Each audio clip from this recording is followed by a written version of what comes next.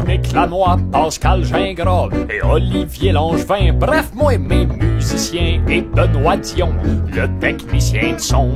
Nous avons traversé le pont Papineau avec nos instruments. Nous nous sommes plugués d'un prise d'électricité d'un café étudiant de Laval.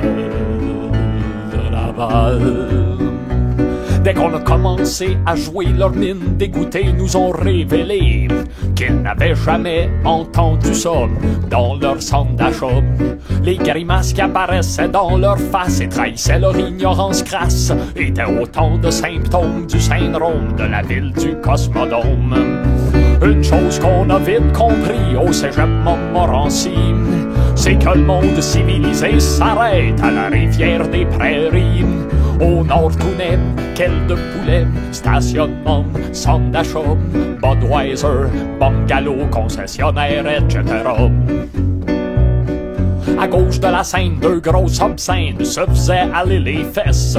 Une chance, vous dites, qu'au moins une vitre les séparait de l'orchestre.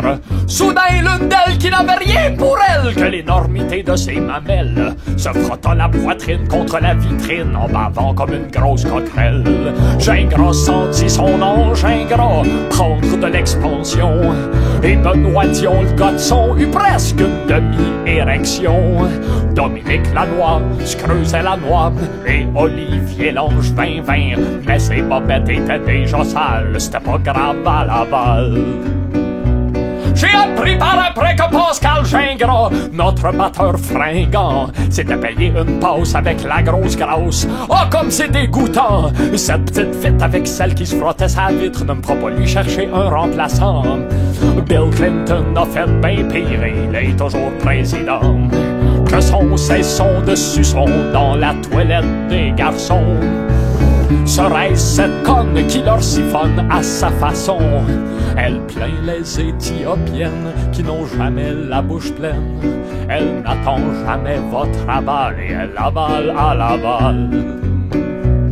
Un univers de casquettes à l'envers, jammy sur les ponts. Un monde de nouveaux développements immondes et de tondeuses à gazon. On ne va pas jouer devant de pareils tarés en s'écriant « Hurrah !» Mais si vous allongez les bidous, on y retournera. Pourquoi faudrait-il qu'on s'en cache? On fait ça pour le cash.